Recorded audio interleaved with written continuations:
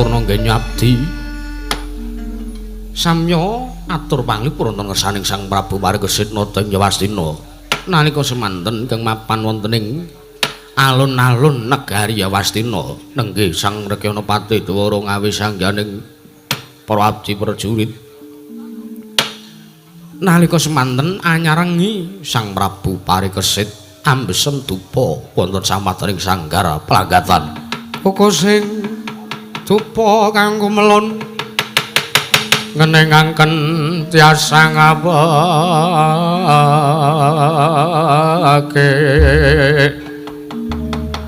awangku sakong jajan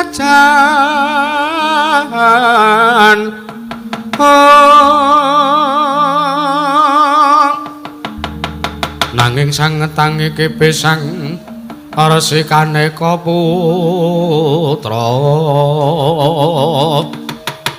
kangancok saking wiyati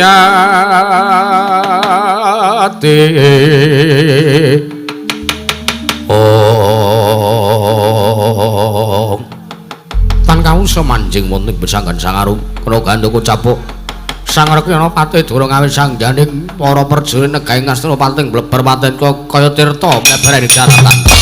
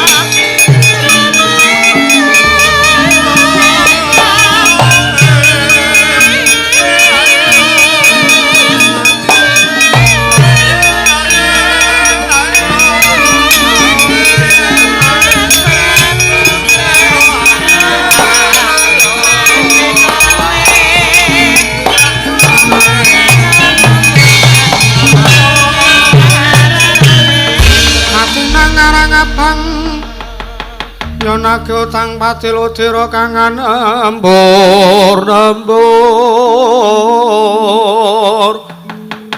yeka siji dewata manunggaling rasa kagarimang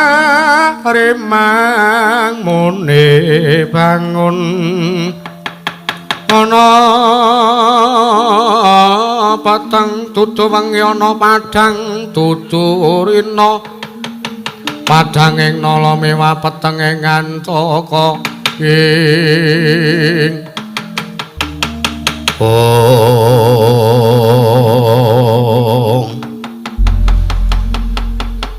Angger Patih Dwara ngawi sangjaring Purabdi prajurit Yayi Patih Dwara ngawi sangjaring Purabdi prajurit ana wigati apa Yayi sajak rengu pasuryanmu kaya mangkono Kakang Mas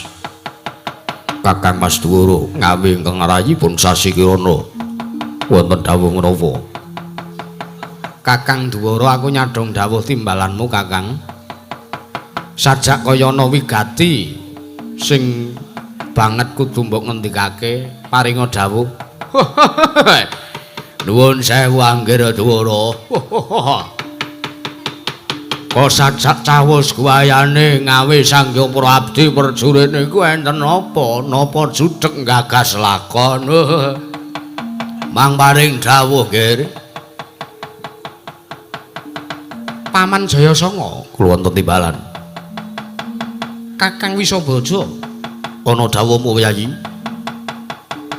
aja kaget wektu dina iki aku nampa dawuh saka ngersane Ratu Gustimu ya kuwi Sinuwun Prabu Parikesit nampi dawuh saking Sinuwun Prabu Parikesit wonten wigatos menapa nggih Paman wonten dawuh wektu dina iki negara Ngastina ke Taman Kraman kamangka para kawula negara Ngastina wektu dina iki wis sayek saka kapti bakal miwiti sartane nyengkuyung nggone Kyai Semar Badranaya bakal nindakake ingkang jeneng ya kuwi mbangun kayangan. Keparengipun. Nanging malah bapak angelane sejulan usuli. Praptane Siwanti Sura ingkang gawe rusak kanan Praja Negara Ngastina. Praptane Paman Antisura kuwi sayekti niat ancase kepengin njaluk pangapura ana ngersane Yayi Prabu Parikesit. Merga nalika semana Paman Antisura tansah gawe rubeda ning Praja Negara Ngastina ning gandeng ana tantri maneh Panakawan Bagong. Ingkang dadekake pasulayan antarane Paman Antisura kelawan kawula Praja Negara Ngastina. Wila. Bagong niku mboten teng pundi-pundi papan kok mesti gawe rusuh. Mengke riyen Ndara, sampeyan aja waton bisa ngucap lho sampeyan. Kula wani kalih Antisura niku enten sebabe. Sebabe apa, Bagong? Iki kok nganggo wayang Ndara Setyaki to kowe? Aku ki anake Rama Setyaki sawarga. Wah nggih.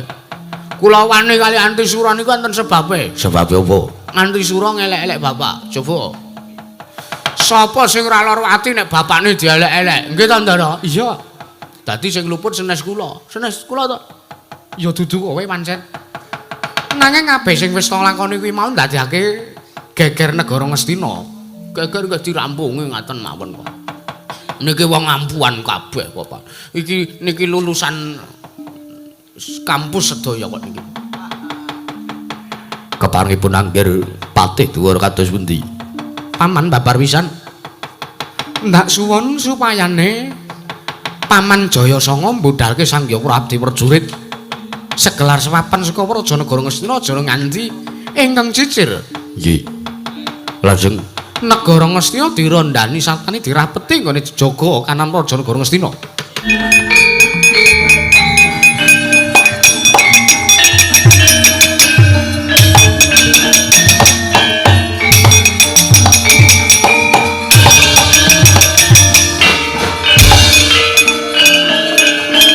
Gandara, yo Bagong.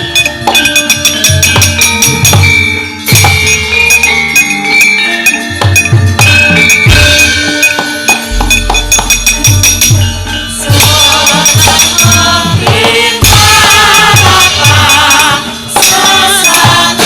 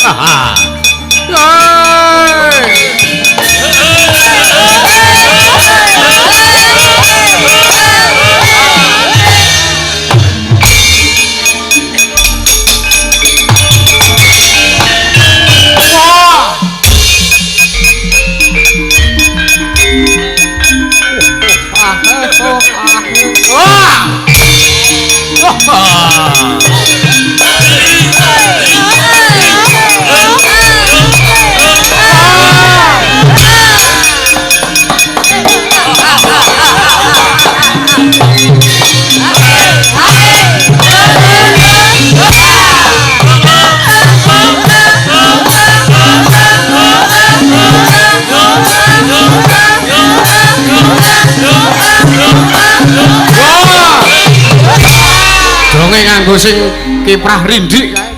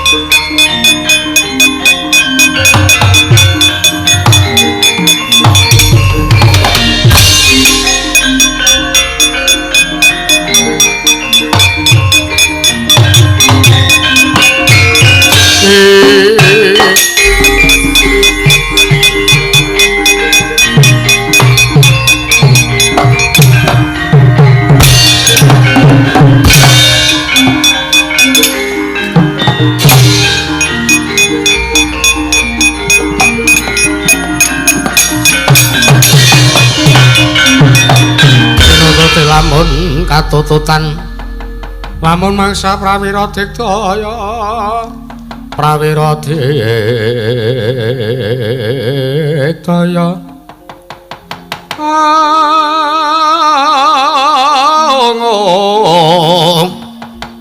Ronanggono magawa kelari rawang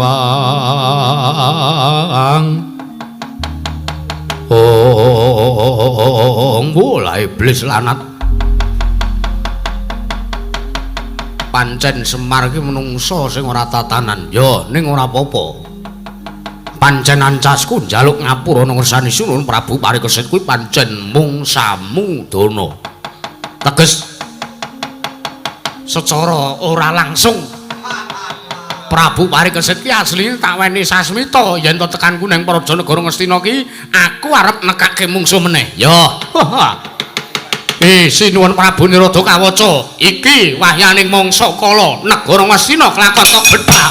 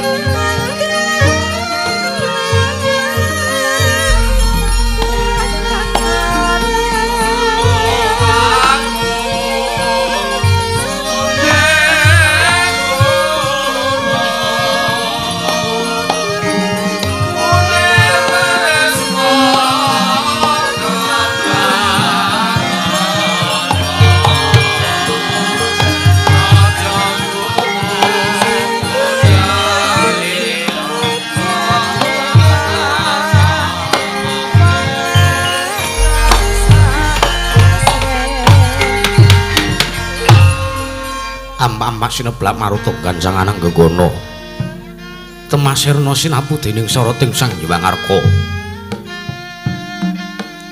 ingkang nedheng manjur wonten tengahing ratri prandining mangke ingkang minangka pepuntaning carita madeg wonten madyaning salah sawijining negari ageng papan panggenan awangun kedaton dudu kedaton lumrah nanging mapan wonten sak madyaning guwa aran guwa Lokakendra inggih wonten ing mriku adeking kraton negari ing Mani Mantaka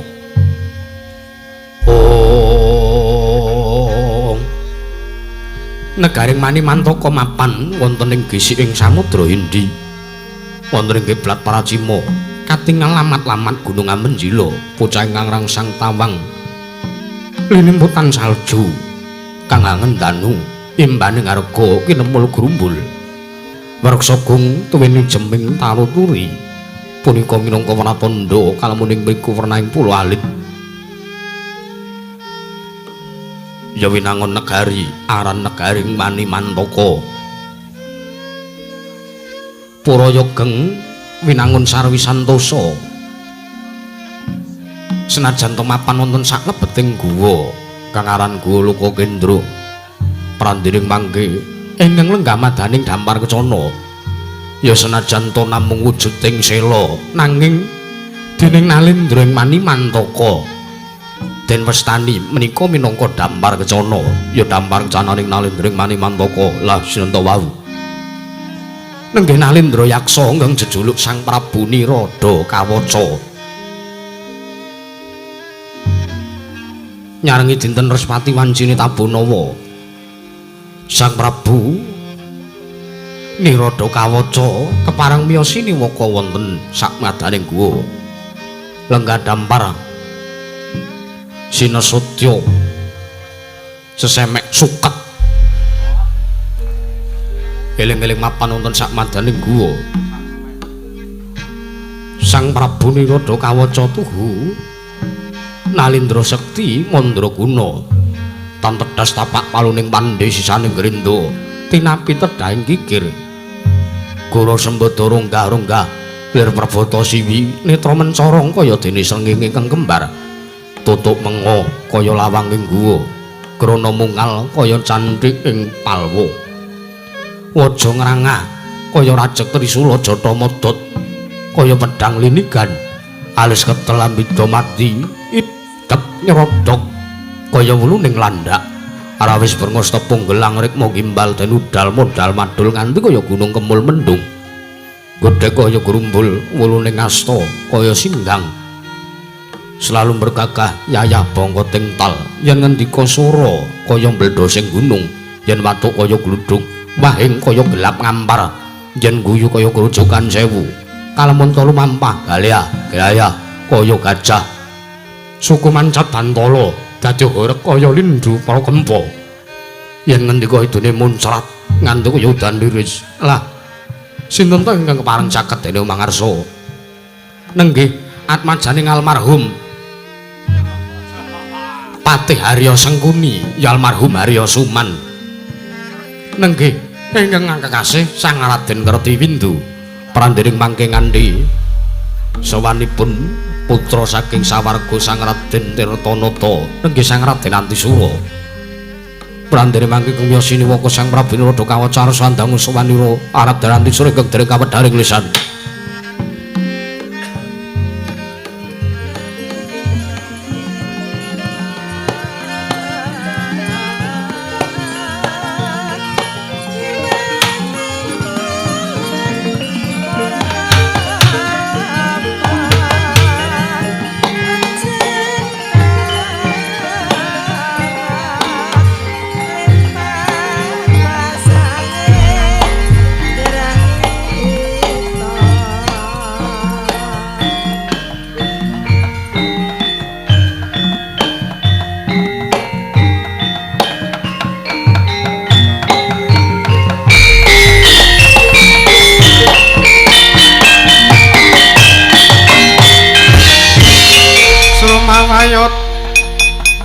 Sang Yaksendra Kararupa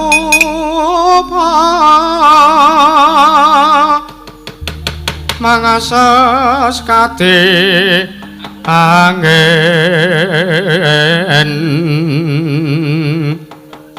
pangsempal kaprapal selo-selo kaplasat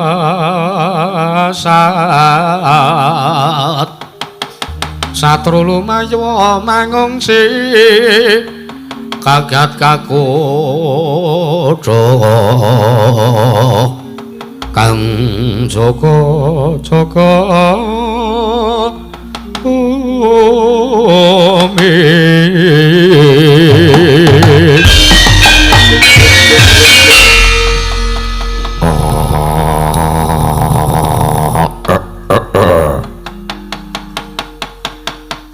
Dadial Ngalarutra Maspati Raja Dewaku ya jagatku ya donyaku ya amal-amalku dhewe.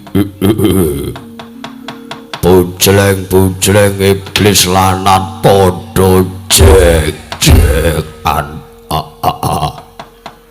Ora mengkono dhisik Raden ngerti windu nggon sampeyan sawetara lenggah ana ing praja negara ing Manimantaka Raden. Iki katon sowane Raden Antisura. Ya jagat pangesungkara. Sinuwun Prabu Nirada Kawaca, ya. Sawetara aku utusan nglawan Antisura nalikane aku wis metu saka pakunjaran negara Ngastina.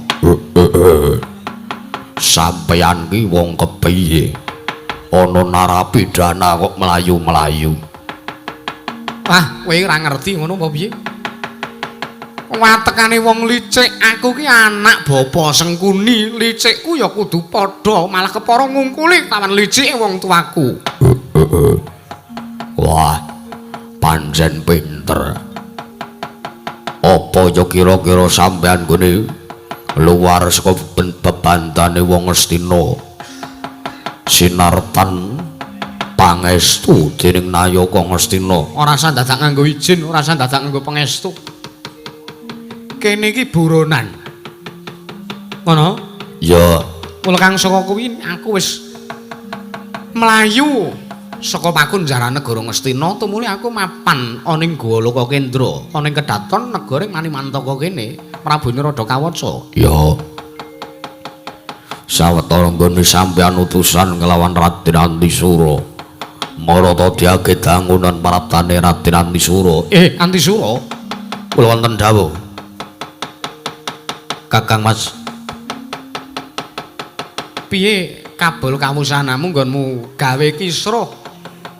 Nggonmu gawe pasulayan ana ing Praja Negara Ngastina sartane ana pawarta apa? Pareng matur nuwun sanipun Kakang Mas Kartiwindu. Ugi kepareng matur wonten ngarsanipun Sinuwun Prabu Nirada Kawaca. Ya, Antisura tak sumanggake. Aturuninga bilih samangke kawonten Praja Negari Ngastina sampun kelampah anggen kula damel geger. Lho. Apa kowe kira-kira iso gawe percaya wong Ngastina? Lho nuwun sewu. Ketite anggen kula sawonten Praja Negari Ngastina menika kula api-api nyuwun pangapunten, kula etok-etok njaluk pangapura wonten ngersanipun Sinuwun Prabu Warikesit. Malah ing sakmangke Sang Prabu Warikesit nampi sowanipun ingkang abdipun Antisura wa sing rembag kula api-api kepengin suwita malih wonten Praja Negari Ngastina. Ya. Nanging kepasang yoja katuju inginu, dereng kemawon kula ngedalaken wisa, dereng kemawon kula ngubal babaling kanepson kula damel Pintasaraya supados damel risak wonten Praja Negari Ngastina maling sakmangke sampun wonten setunggal perkawis ingkang damel ingkang abdipun Antisura nggadahi pancatan menika bilih menika sakmangke badhe dados geger wonten Praja Negari Ngastina. Ana perkara apa? Teka kowe ndadekake sawijining perkara minangka pancatan gawe rusak sartane nggonku bakal bedah negara Yawastina Raden Antisura. Mugi dados ing kawuningan bilih sakmangke wonten mriku menika sampun lenggah Kiai Semar Badranaya. Wah sing rembag Kyai Semar Badranaya niku badhe mbangun kayangan. Kamangka nuwun sewu. Kayangan menika papanipun papan pernahipun para Jawata Tridasa Watakna apa? Mengko dhisik. Piye Raden Kartiwindu? Kae patihmu kok malah mlayu-mlayu turut kono. Ora apa-apa, sing ngendhang rak sing patih mburimu kuwi. Oh ya awake padha karo iki. Banjur kepiye terus maturmu Antisura? Tumuli kula sakmangke kula etok-etok kula mboten nrimakaken bilih Semar Badranaya badhe mbangun kayangan. Tumuli kula ngawon sengaja kula damel geger, kula gawe perkara karo sing jenenge anake Semar nggih menika sing jenenge Pun Bagong. Menika kula ngantos ndadosaken pasulayan tumuli medal Jawi. Malah sakmangke kula mireng kabar bilih dinten sakmenika Negari Ngastina ngepiaken Wadyabala kinarya rondo kawonten-wonten Praja Negari Ngastina.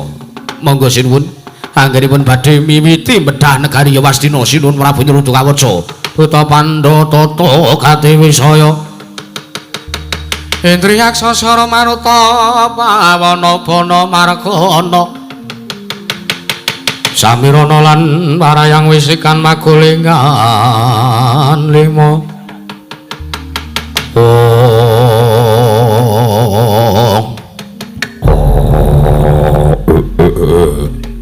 Ora teko kowe pinter gawe perkara antisura ya yen mangkono Patih Singarudra kula wonten paring adhawuh sinuwun matuwa njaba kepiyakna barisaning para wadyabala sartane para abdi prajurit segelar sepapan aja nganti ingkang cicir ndak jaluk kanthi banget kelawan jeneng sira ombongna wadyabala sakmurwating guwa prajurit sing kuat kabeh bala Jawa bala buta watang pamancat sak panengare pisan gajah gelar singa barong rajek mesti jaga bela mbok menawa mengko nggonku bakal medhah negara Ngastina bakal kelakon wektu dina iki enak non ngestaken dawa kepareng pamit madal wasilan sinuwun sing ati-ati aja kaya bocah cilik Patih Singarudra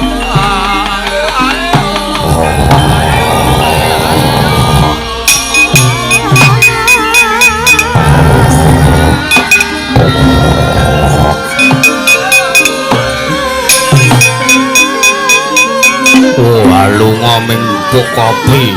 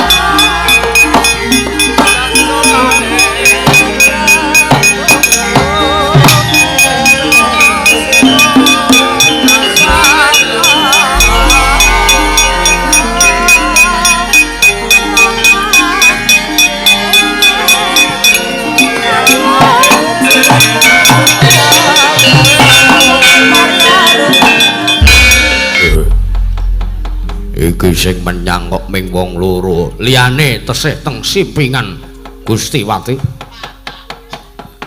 kula ajeng jeluki malah sing ajeng kula jeluki mah minggat nembe bali niki menungsane niki. Ya ora dadi ngopo. Tumenggung singa dilaga wonten timbalan, tumenggung patas kembal wonten dawuh. Ndak jaluk wektu dene kepyakno gelaring baris. Nono ngestaken dawuh, ndang dijabut. Mah tenguk neng kono. Kowe iki neng kene dibayar. Mangkatipun Prabu Prajurit menjang menapa? Mesti ndak dawuhke supayane dawuh budal dina samengko. Bab perkara wigatine tak kira kowe wis mangerteni. Ngestaken dawuh, nyuwun pamit madal Mas, nyuwun pamit. Sing ati-ati aja kaya bocah cilik. Tumenggung singa dilaga lan tumenggung padas kembal.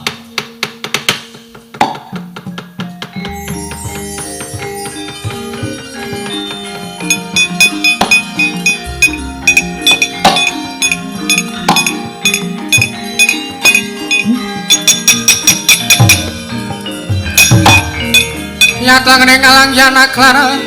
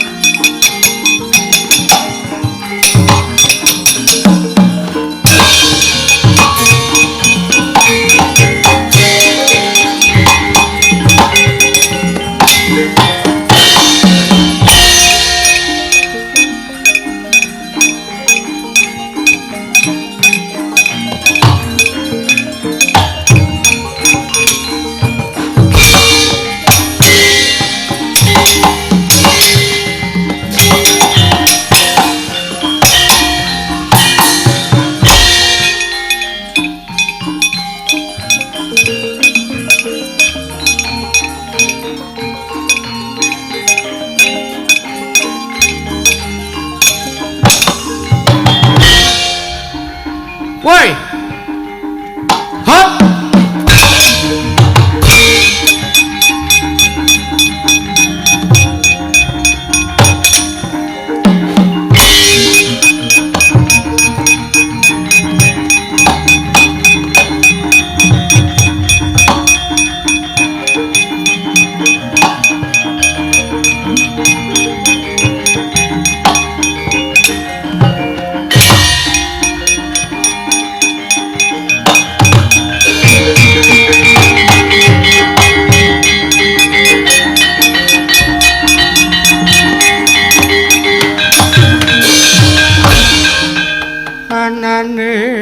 Aksara Jawi anggitane aji saka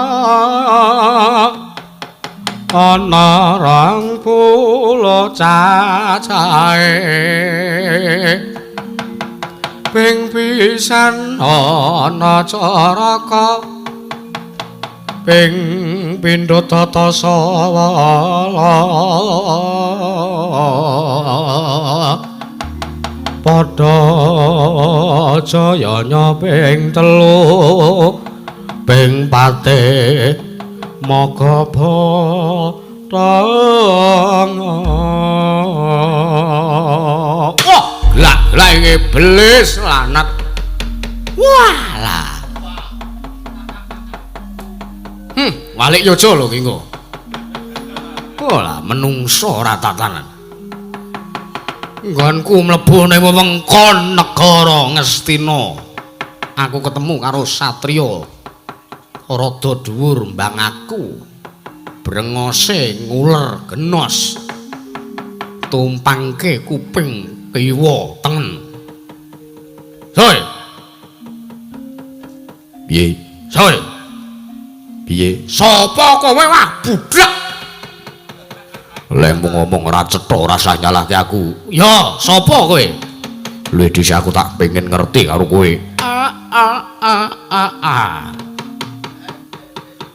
Wah, oh, takon genti takon. Lumrahe wong ketemu ning dalan takon genti ditakoni. Ya, oke.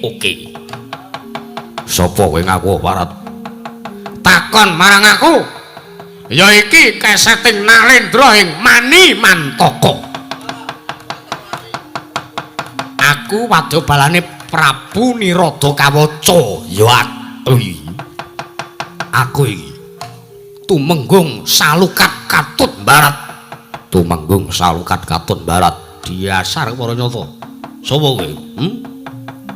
Kowe wis bagus-bagus nganggo blangkon prada perang. Sapa ngaku kowe? Takon marang aku iki. Atmajane Senopati Ndorowati. Anak Senopati Ndorowati. Sapa kowe? Atmajane sawarga Kanjeng Rama Setyaki. Oh, biaji gore kowe anake Setyaki ta kowe? Yo. Bapakmu isih urip apa wis mudhar? Menungso ora tatanan mudhar-mudhar ki wong tuaku. Bapakku wis manjing ning swarga. Oh ya. Ya, nek ngono kowe arep nyusul ketemu aku kowe pengen nyusul pakmu. Nggih. Kowe methuki karo Tumenggung Salukat Katut Barat ki pengen nyusul karo bapakmu. Kok kan cangkem. Sapa kowe? Ngaku. Raden Jaya Sanga, ya Raden Sanga. Be. Kok ora sanggong wae. Ora saku kan gelem sing tanpa guna. Kowe ngirit Wadya Blas gelar papan tekan kene arep ngopo? Bedah negara Ngastina. Mangerti ana negara Ngastina wektu dina iki lagi ana parangmuka. Aku parangmukane. Bareng mbok. Parangmukane aku. Kowe ora trima? Ora trima? Rene, mat sore tak nggo ganteng siramu. Ida matamu.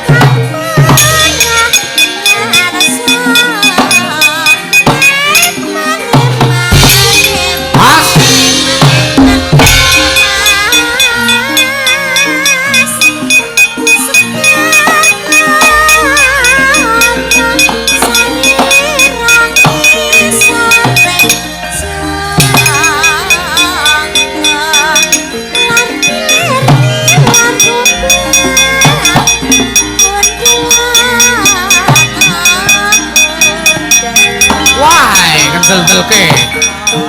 Kemlewat kowe ngregem jimat kowe wani dilat mesti abang kowe. Coba dan Hut. Hut.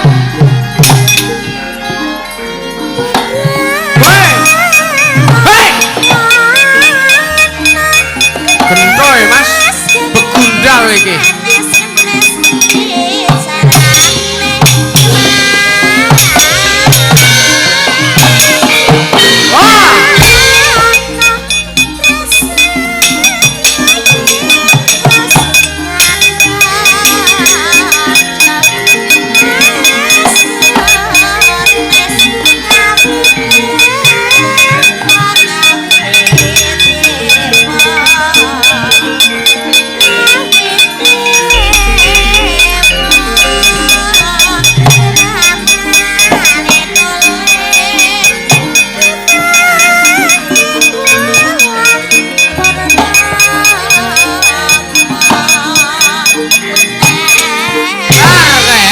Sahabat cakak sirak.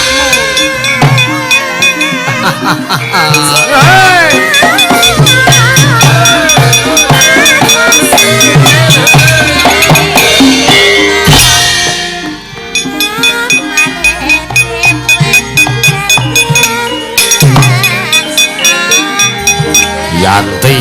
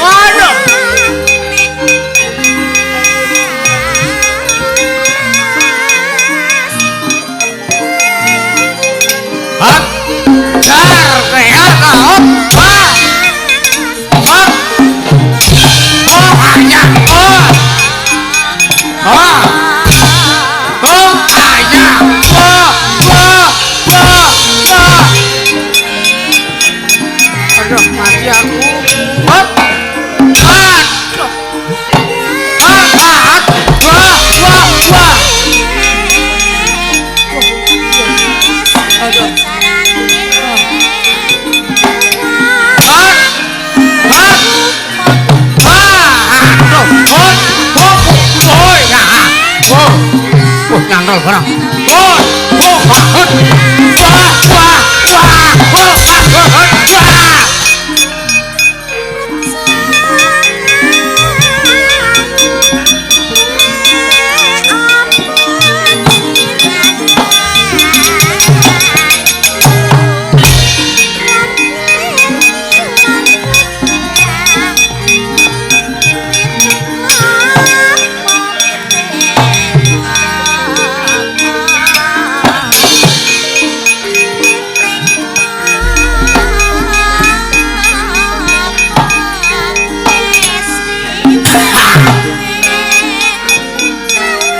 Awas we.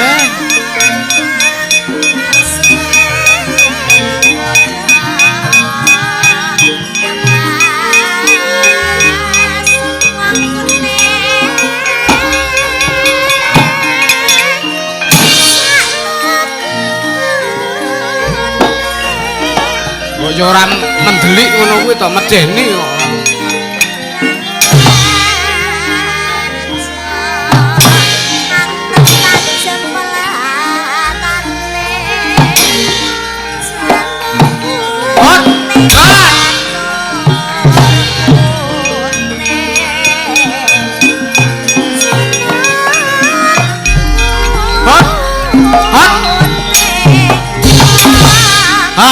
Mati kowe ya. Mati yo.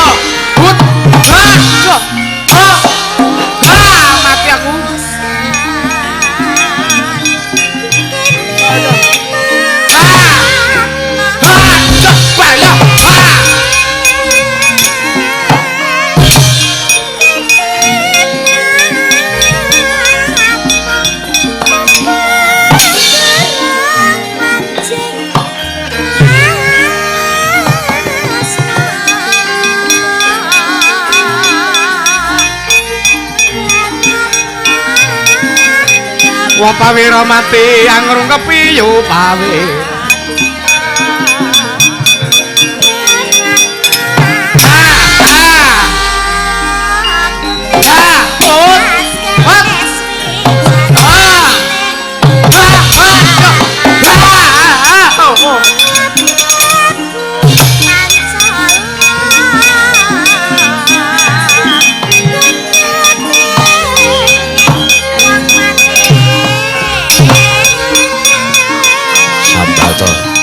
Sana. Aduh. Aduh. Oh. Ayo. Awas lo kowe. Oh. Aduh, kowe ya. Lho ndi mau ya? Wange mau ndi?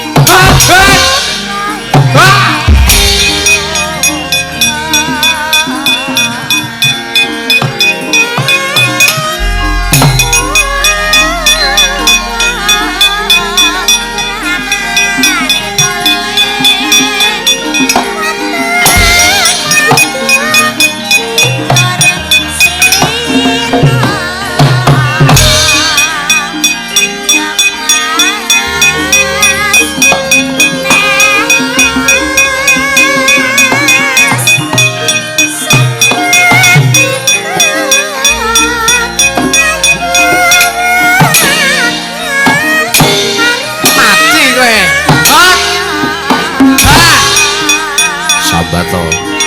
Aduh. Aduh. Wah.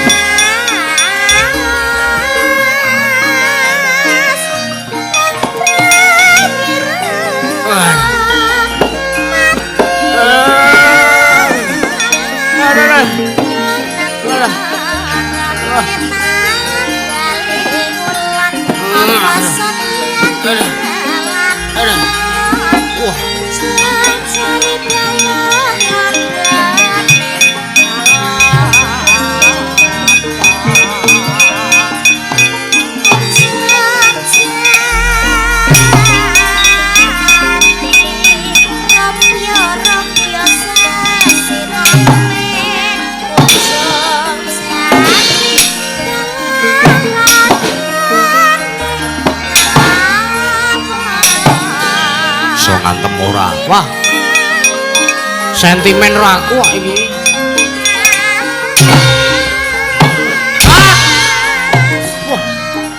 Wah.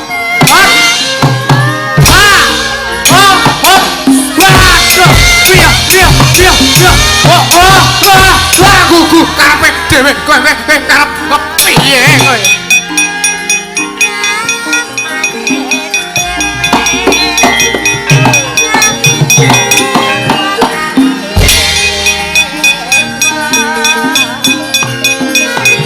Galak iki waran.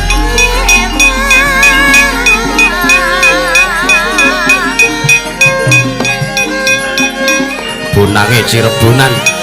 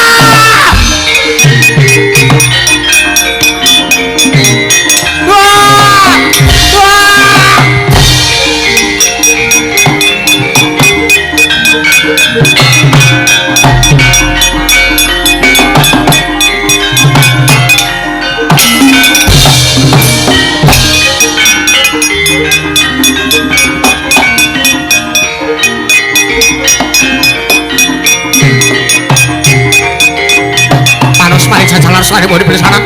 Menungsa ora tatanan. Wadya balane Prabu Niradakaca gawe rusuh negara Ngastina. Amul gane atiku.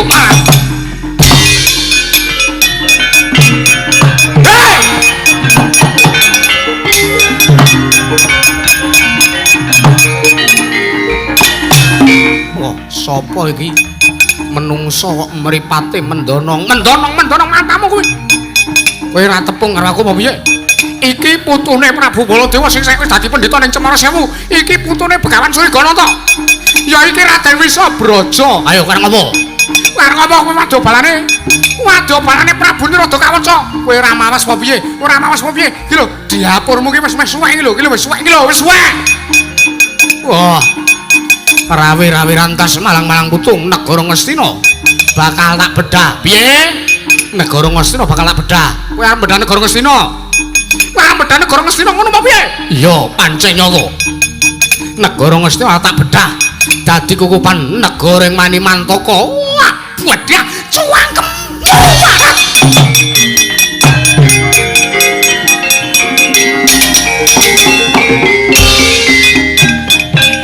Wah. Sambato. Iki ngadeg tangi nek celinang tangi. Waduh. Mati sing aku tibano. Ora-orane aku gigrek mungsuh diapuran. Oh, apa ming semono? Kowe ngantem apa? Ngantem kok ming matlumpe ora krasa. Ayo meneh sing wis lu. Ayo, ora krasa. Ngantem sae nomor 50 mburi. Kurang cocok. Krobutana kurang gaman bedatiyo. Ayo, penjaluk mutiara pita. Latihni.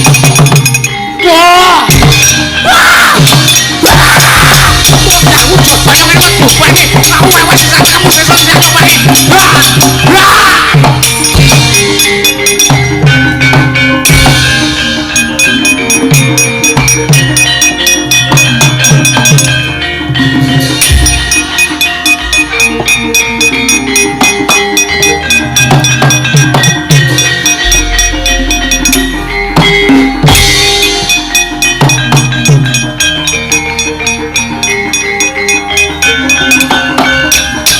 Ya diliyane kon maju.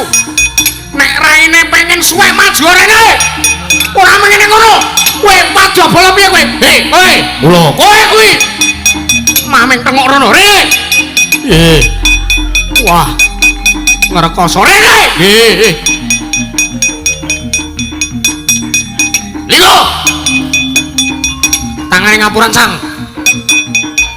Melat. Oh, pinter asune. Wah, kewirangan. Piye? Kewirangan. Aku musuhmu. Musuh ki ya diadepi. Musuh ya diadepi. Kok malah jire ketemu dimati ngono. Anggepe diapormu kuwi. Anggepe kowe satriya tama ngono piye? Anggepmu kowe pejabat ngono apa piye? Anggepmu kowe wong duwe derajat pangkat. Kowe tekan negaramu kok dilihat. Dilihat ora melek apa piye? Matamu ki jaluk ora. Ayo, mati kowe.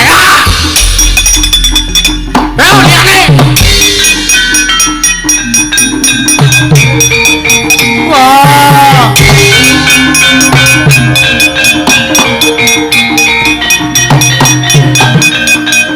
Ayo amo.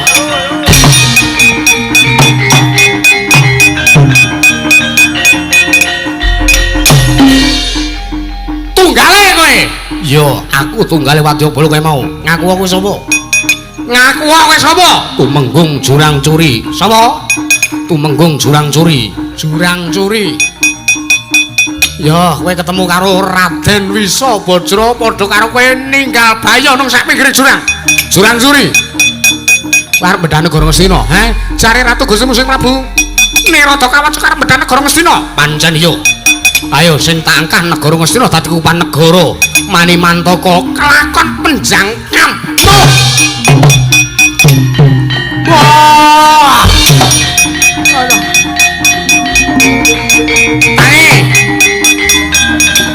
Manungsa ora tatanan ketemu karo Dewisa Basrapun karo ketemu Sanjang Rama Yama Diwati. Ayo nek kowe wis wegah nyawang gelaring jagat esem rembulan kowe wegah nyawang indahilitan ngantemu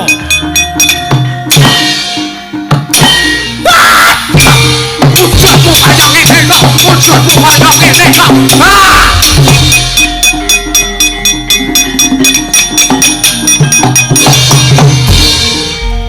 Wah.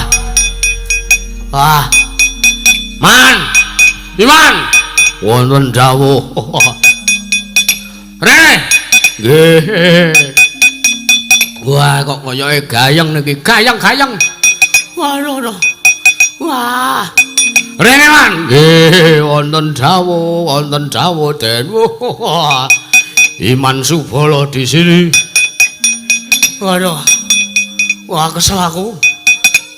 Capek. Yo. Pripun? Pados keunjukan apa pripun? Goleke. Wah. Sekedap kula goleke niki kayake wonten pengendang bareng jipuk niku.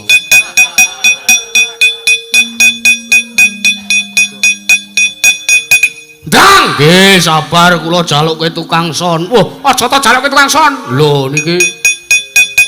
Niki niku minuman berkhasiat.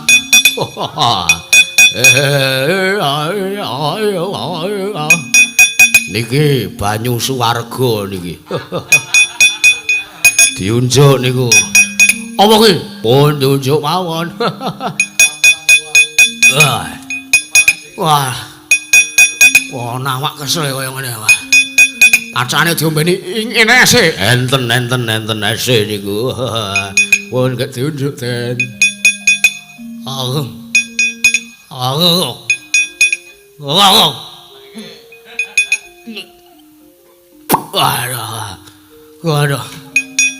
Wah, iblis lanat.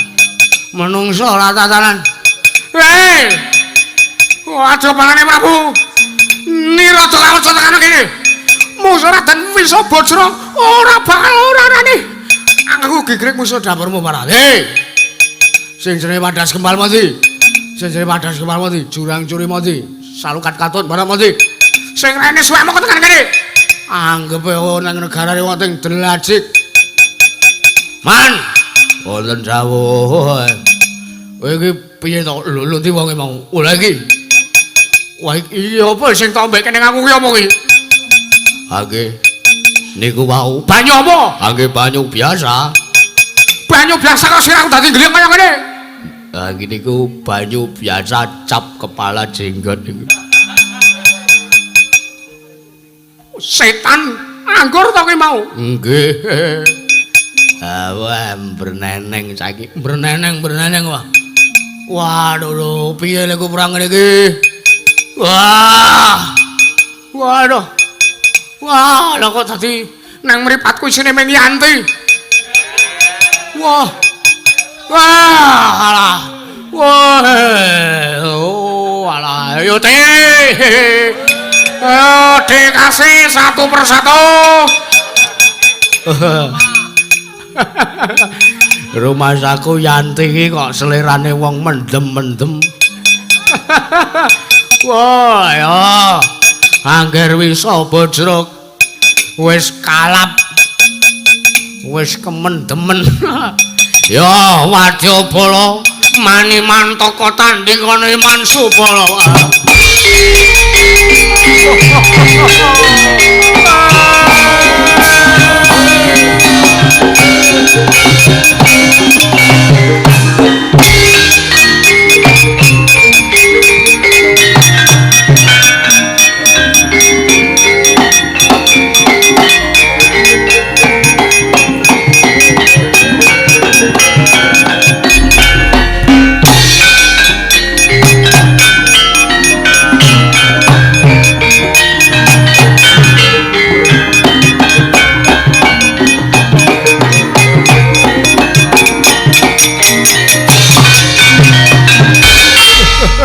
Ratalah.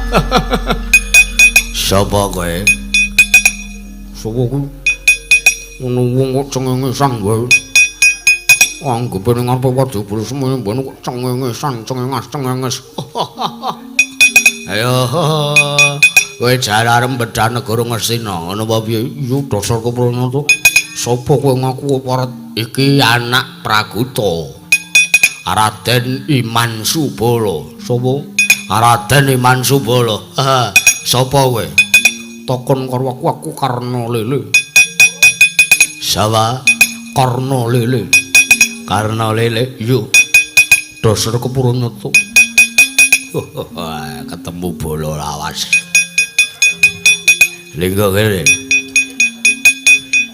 Piye Raden Iman Subala? Kowe pengen penak uripmu ora? Wong kuwi sing diangkah urip kepenak bojo ayu. Pengen penak uripmu ora kowe? Pengen bali sirahmu wutuh ora? Lha ya karepku ngono, Balya. Lho piye to kowe? Balya rasa perang karo Iman Subala, Pak. Kok rasa perang ki piye? Oh, ora ngerti apa piye. Mataku wis abang kaya ngene iki. Aku nek perang mah ngawur-awuran. Karepmu aku kon ngalah ngono kuwi ngalah. Pilih ngalah ning penak awakmu mbangane menang ning kowe ra kondang. Oke, Karna Lele padake. Penake lungguh kono aku tak bali mule wae. Kana bali. Co mundur wae, Co.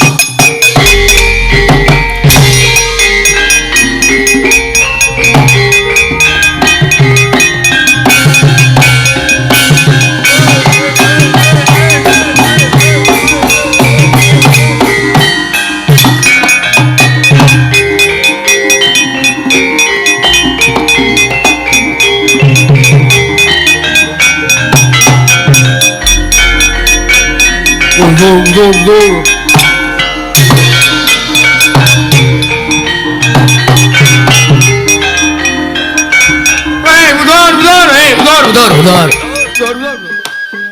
Astungkara Sidam Singaring Bawana langgeng Kakang Narada, Kakang Resi Kaneka Putra. Werken Sang Warudayang. Pak bolong kali cedhi sapa sing gawe nangka basa dikopya kari betone. Lodolo ya. Hyang Adi Pramesti Bathara Guru ngawi sanggaring para Durandara, sanggaring para Jawata. Benten kan padatan paduka ngawontenaken repat kageng Sangya para Jawata ingkang kados mekaten Adi Guru punapi ingkang dados wigatosipun ingkang Kakang Sidik pangudal-udal nyadeng dawuh. Inggih Kakang Narada. Sayekti rikala panjenengan ulun katimbalan mandhap wonten ing Madyapada. Sowan wonten ngarsanipun Kakang Wismaya. Kakang Wismaya dinten sakmangke nggadahi gegayiwan inggih menika piyambakipun kepengin bangun kayangan. Awit Kakang Semar ngraos bilih negari Ngastina panguripan wonten praja negari Yawastina sampun owah. Mboya dados becik nanging malah dados mboten kantenan kawontenanipun Kakang Narada. Pramila kayiwanganipun Sangya para kawulun praja negari Ngastina ing ancas Kakang Semar Badrana kepengin nandandosi tuwin ing sakmangke badhe mbangun pakarti sinebat mbangun kayangan Kakang. Mesthi mawon Kakang Resi Kaneka Putra sampun priksa jalaran sampun wungsal wangsul marambah makaping kaping anggenipun Kakang Semar Badrana mbangun kayiwangan. Meski mawon Kakang tansah ginakaken tembung bangun kayiwangan menika teges kepingin mujudaken papan ingkang endah matsinamatan daya dinayan tebih saking regejegan pindhanipun gesangipun para Jawata tridasa watakna wonten sakmadaning kayiwangan Kakang.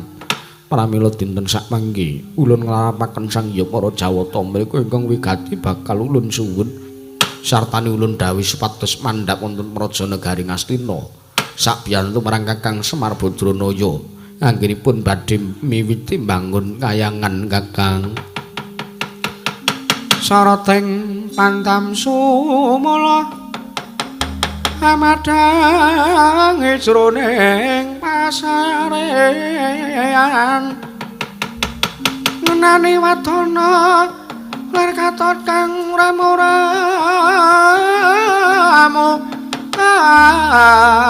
alingan ngangrangan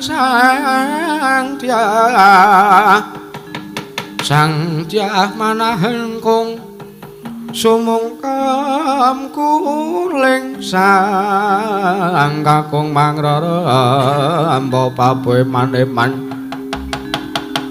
Raten te Prantaya Wasungka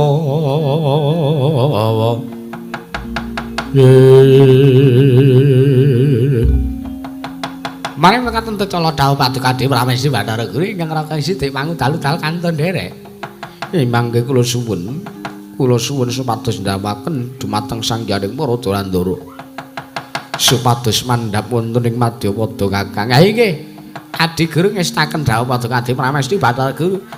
Malah ingkang raka nyuwun pamit tata samapa ing gati sawi gaing diri samangke badhe mandhap wonten negari Ngastina Adi Guru. Yana Dewaya Nantana Wangamrang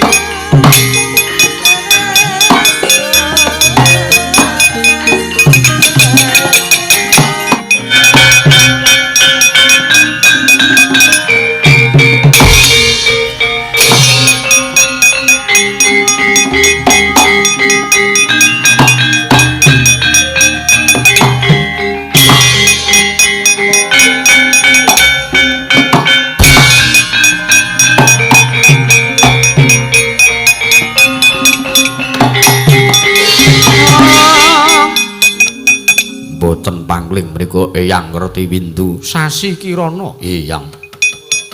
Nuwun sewu. Lah keteka panjenengan mriku mapan wonten sak njabaning pakunjaran negari Ngastina. Oh lah dalah. Kowe ora ngerti wewantekane anak Pati Sengguni to, Gem?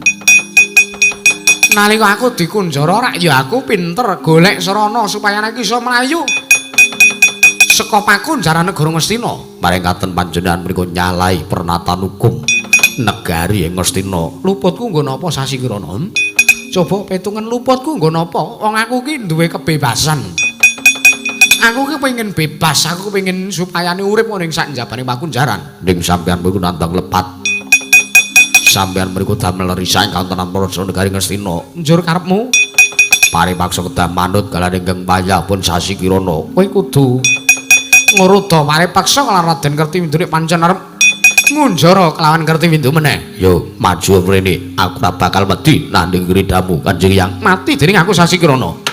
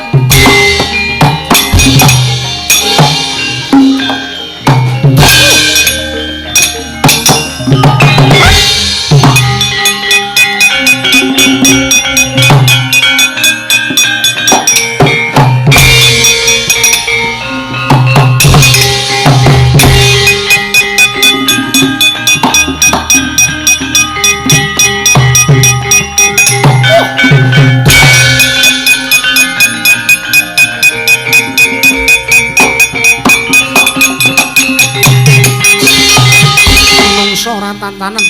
Anak Gatotkaca ki pancen pakartine pancen nyangklak sak nduring tenggak ya. Aja mbok anggep mung tekan semene licike Kertiwindu titenana Sasi Kirana.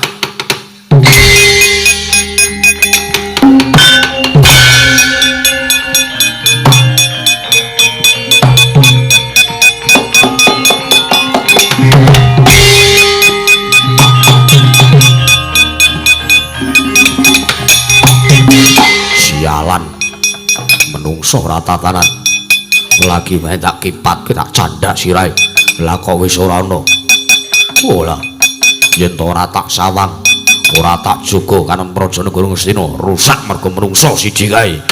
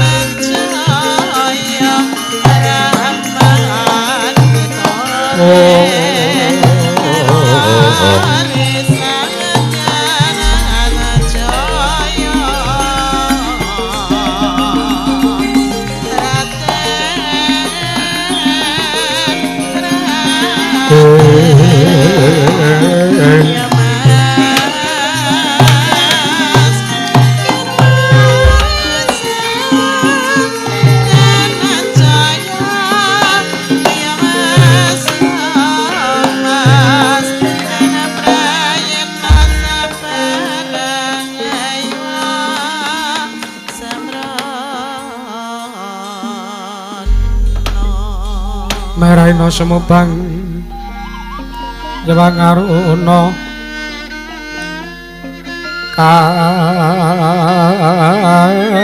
katinetraning ukara abuh sabdaning kukila ring kanekara sagetar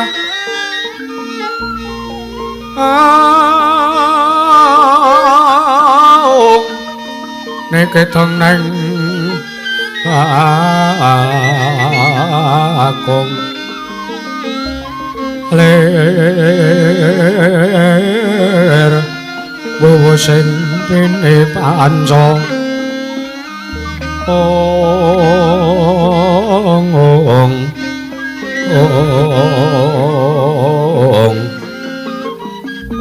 papataken ayamana mramangwa ing pagakan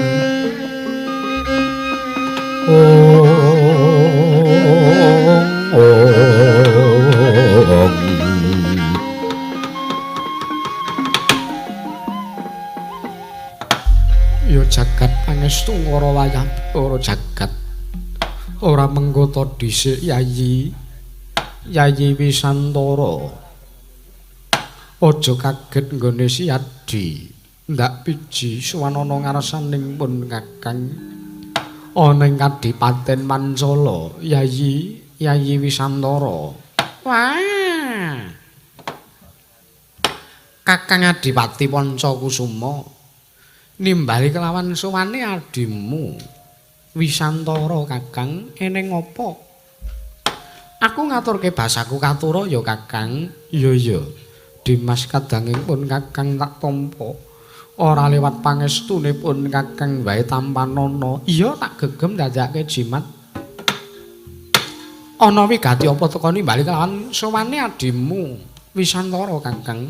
Wisantara ana paran yektine nggonku nimbali kelawan mrap tamu iki ya merga disababake yen to aku mbok keparengake bloko aku ora jenjem sartane aku ora karasan nggonku lungguh ning kadipaten iki lho lho sik tegese ora jenjem tegese Kakang Pancakusuma ora karasan lungguh ning kadipaten Mancala ki lire piye Kakang mergo engko sikik to wis watara dina watara sasi kelakon nalikane Eyang Kertiwindu prapta mrene ingkang wigati ya kuwi ora ana liya kejaba mung aja-aja iki lawan kakangmu Mancala ya babakan negara Ngastina ingkang Pancakusuma luwih duweni wewenang ngukuhi kaprajan negara Gajahaya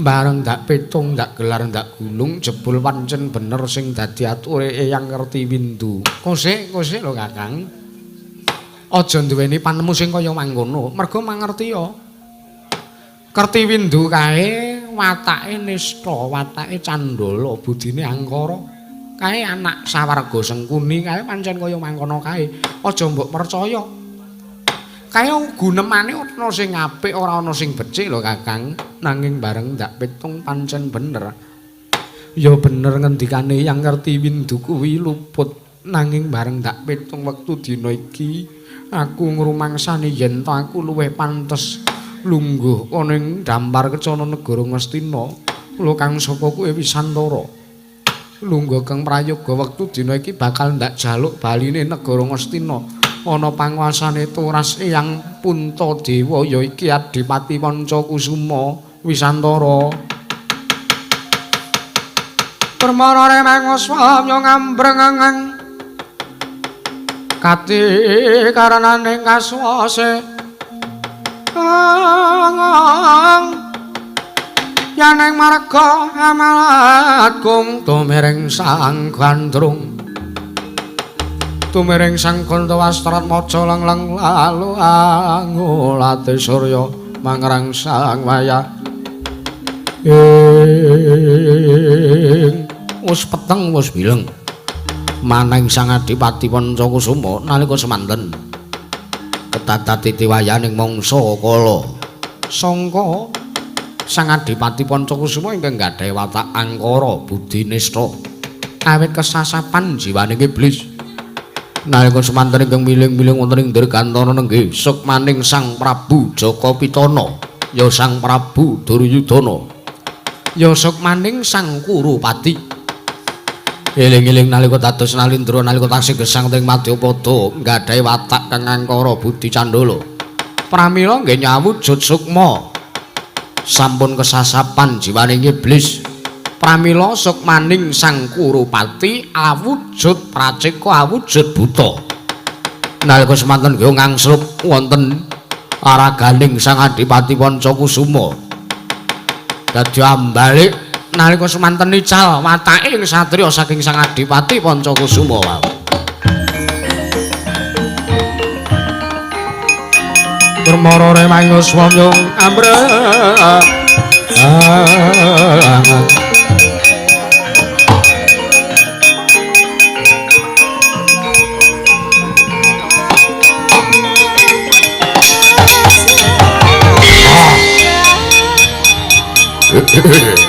wah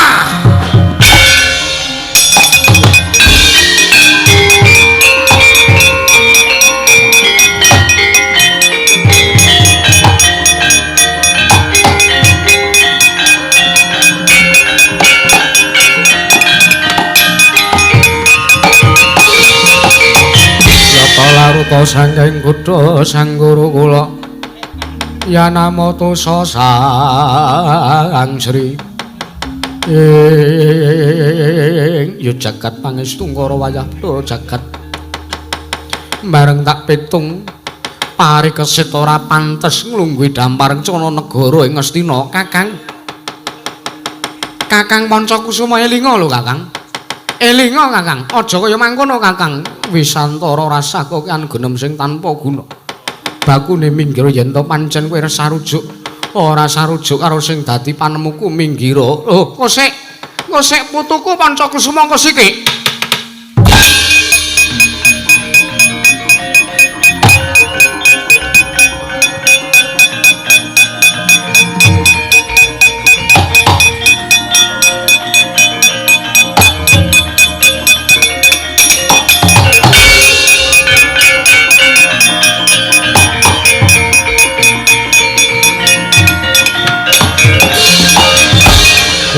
manjing langit kelap-kelap katon lir kenjang alis riseng mawe gandrung saparan ora pangling kaya yang ngerti windu iya Panca Kusuma lho kok sik lah kok dadi kowe mecicil kaya ngono mecicil ora tak sawang kok kowe beda kelawan padatan eneng apa Panca Kusuma aku arep takon karo kowe yang piye ana wigati apa kowe rawuh mrene aku arep ngandani karo kowe iya negara Ngastina Ketaman Kraman disababake anane Semar Badranaya ingkang kepengin bangun kayangan lah menungsa ora tata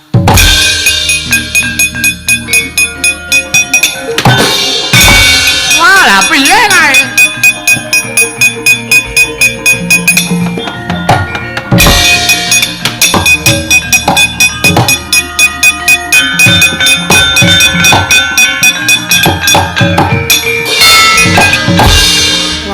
bola bali yo ora pangling Wisantara ki yo bola bali anak bapa Wisanggeni mula ngerti sejatine ya ora apa-apa tutuk-tutukno Kang tutuk-tutukno aku ngerti kuwi sejatine dudu karepmu nanging pancen ana suk maning jajalanat ingkang ngangsup ana anggamu Kakang Adipati Panca Kusuma tak tutke saka kene Kakang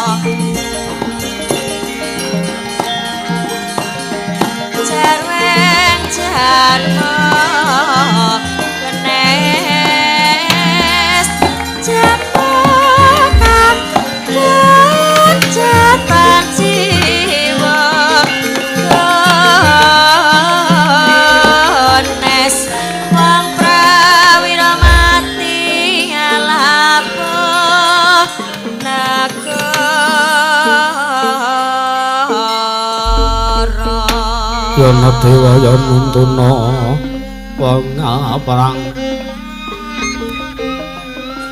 wong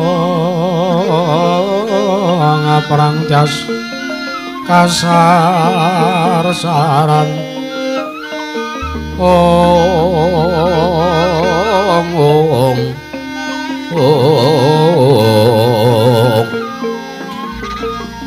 mangimba-imba kayewanganmu sawelo gringging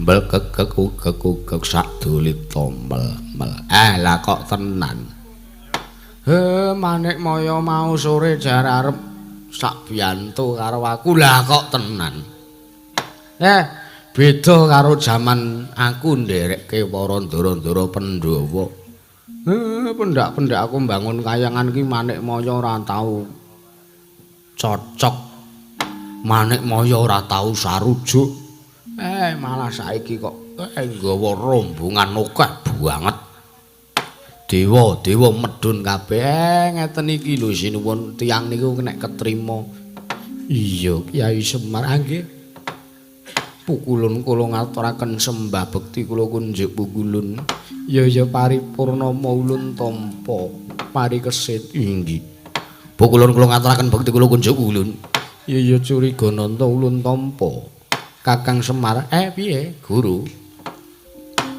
nyun mangapunten Kakang Radirandhet anggen kula sowan wonten Praja Negari ing Astina ora apa-apa karang kebutuhane dhewe-dhewe kewajibane dhewe-dhewe nggih Kakang terus kene aku tak njaluk sak biyantumu wengakno lawang batinmu aku tak mbuka yoan terus kek ndonga bareng arep kowe dewa kowe ya tak jak ndonga supayane apa kae setengah papat wis adan kae kepiye inggih Kakang kula namung sumedya ndherek dawuh jenengan ndika Kakang Ismaya ayo diwiwiti alon-alon aku tak ndumuk kuncung muga kasembatan apa sing tak gayo manik moyo Narada kowe melu ndonga nggih Kakang Semar nggih Indra barang apa kulun ngesraken dawuh tan samar pamoring sukma sinok semaya winaya ing asape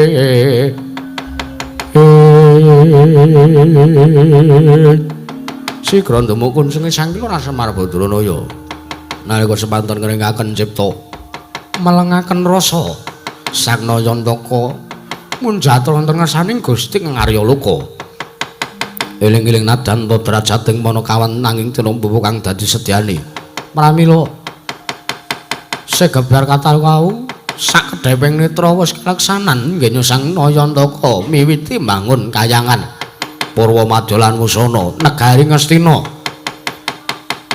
kadunungan wujuding wahyu katentreman temah ayem tata titi tentrem sah sinampurna Sang Nayantaka nggih nyembangun kayangan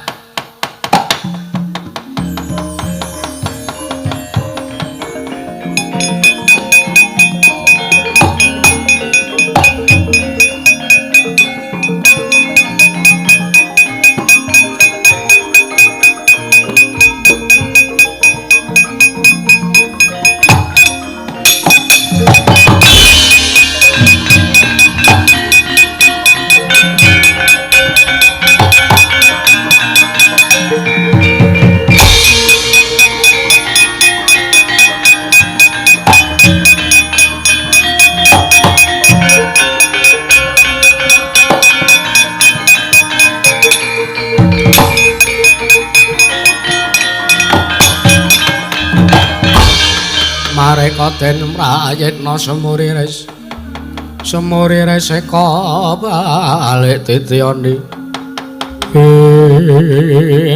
iki lho ngene iki lho wis kaleksanan lehku mbangun kayangan inggih Kakang Ismaya nderek mangayu bagya sekedhi jumuruh ya padha-padha gene iki mung gampang bangun kayangan waton kabeh padha nyarujuki waton kabeh padha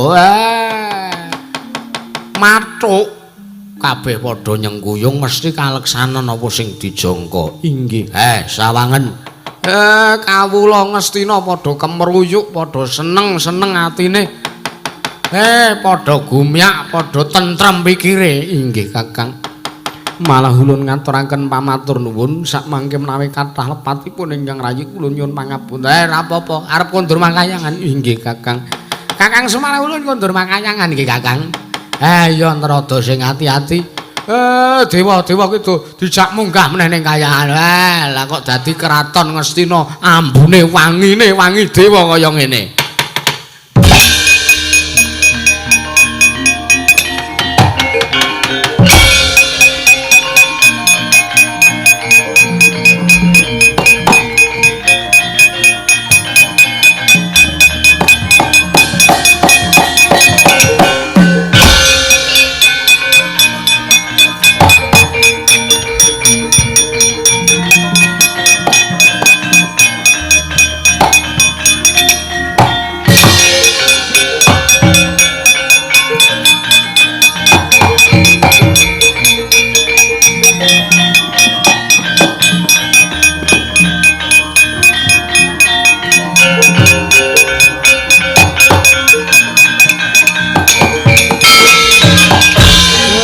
matur nuwun nggih sinuwun sampean kok ya sarujuk kalih panemu kula iya Kyai Semar merga jalaran negara Ngastina yenta kayangane ora mbok bangun ora bakal iso wujud tentrem kaya mangkene nggih malah kula nggih ngaturke matur nuwun nek kathah lepat kula nyuwun pangapunten iya tiba padha-padha ya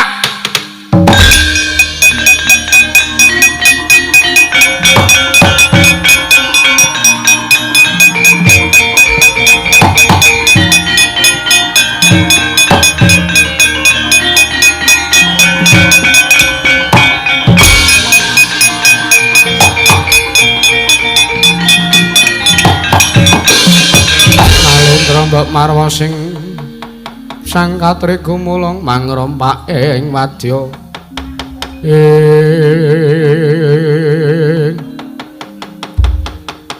menika Kakang Mas Adipati Pancakusuma ya jagat pangestu ngara pancen iya parikesit inggih Kakang Mas para wonten praja negari ing Astina parikesit blaka suta aku ora arep nrimake nggonmu madeg nalindra aku njaluk baline negara Ngastina sing pantes lungguh dampar kuwi Pancakusuma dudu kok dapurmu parikesit nggo kula kanthi medal nggo Kyai Semar ampun kok Kyai Semar aja ampun kok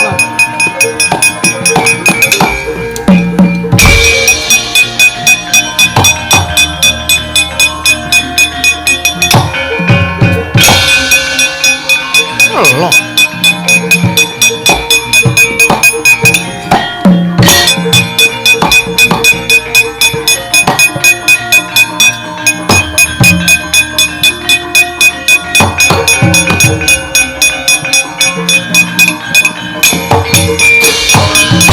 Ridho mawur mangapur purahan tengarane ngajurit niki sampean ngerti niki napa niki Kyai Semar aja dolanan kuncung Kyai awakku panas ampun kula demok niki aduh Kyai mati aku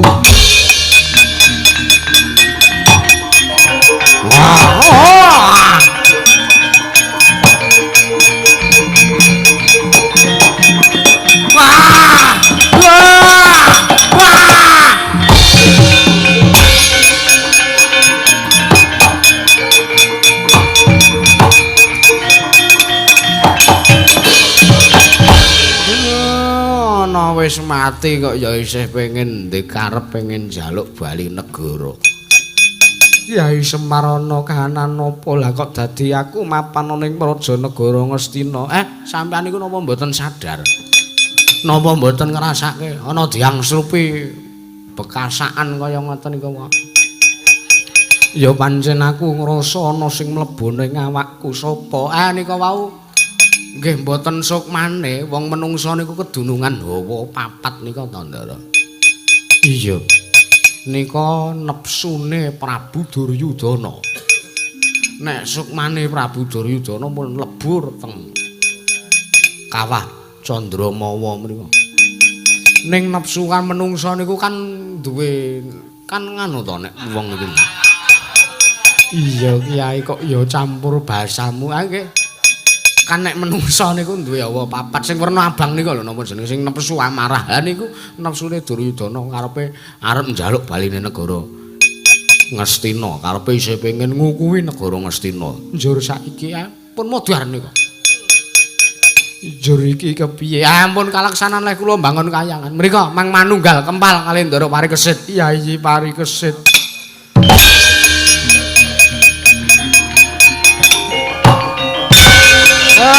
Lah kae ya wong wis mati kok ya melu-melu.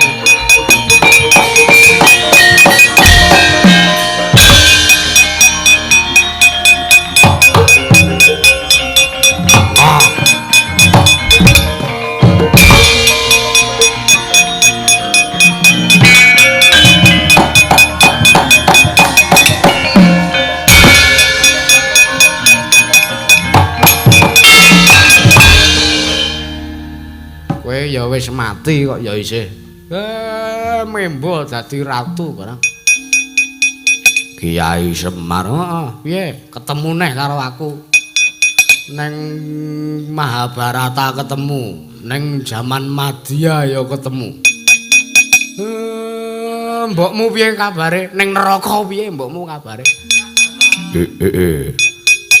Aku njaluk negara Ngastina. Alah ora usah ngono kuwi. Padune wing arep mangan Ndaraku Parikesit ta kowe. Tak dumuk kuncung kowe. Aja Kiai aja awakku panas. Ben kowe sisan lebur sisan ora.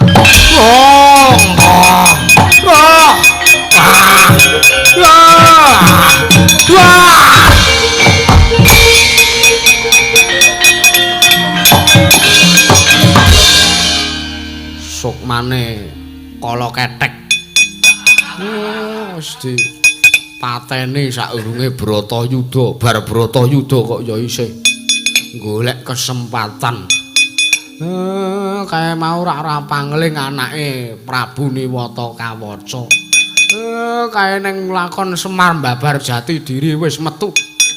Saiki metu neh ning Diang Slupi kala. Ya wis ben kedarang-darang wong ki nek ora lahir batin karo Semar do kenek si kuning dewa dhewe-dhewe ora.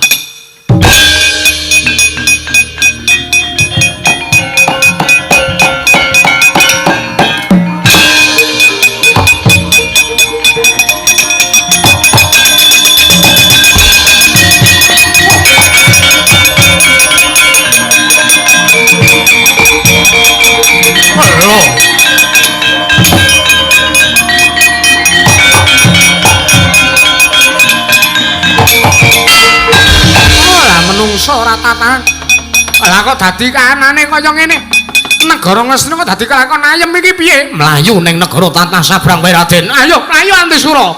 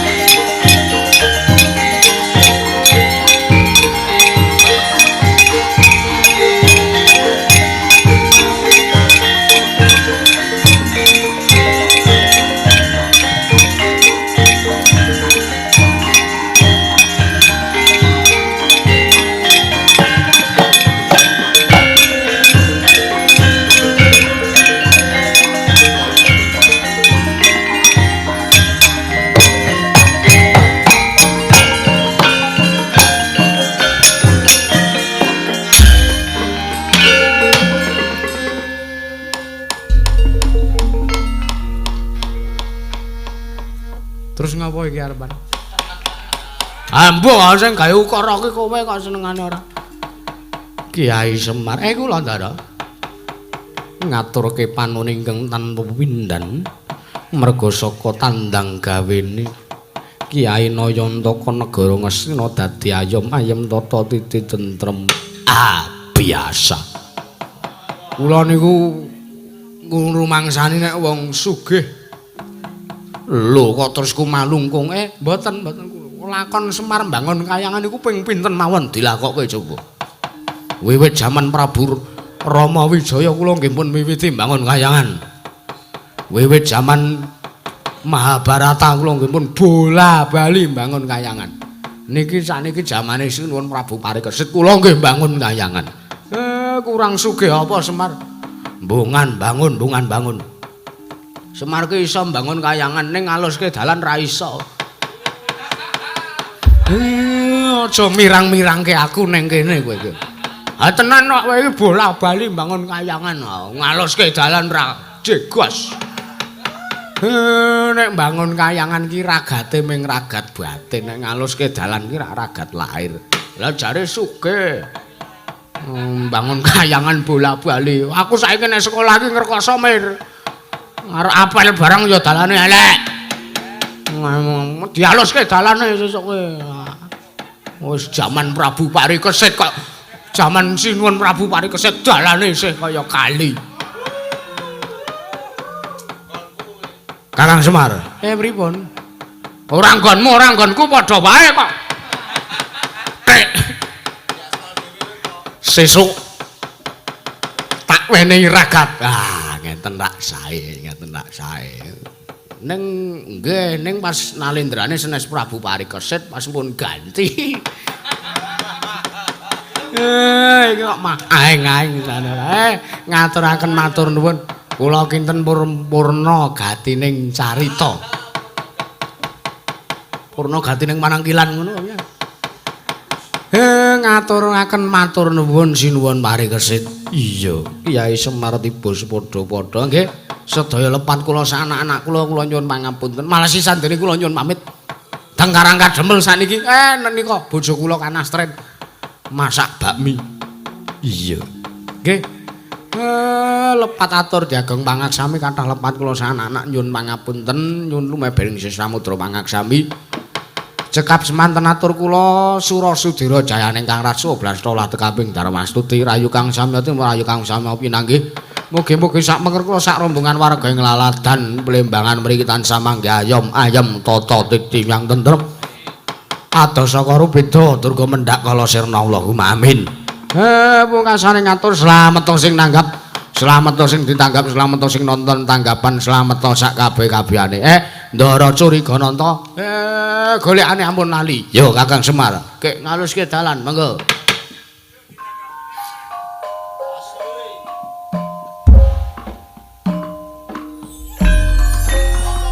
Piye kae sing benang kae? Lho kok menika kok men do kondur nitesenten golekan, Pak.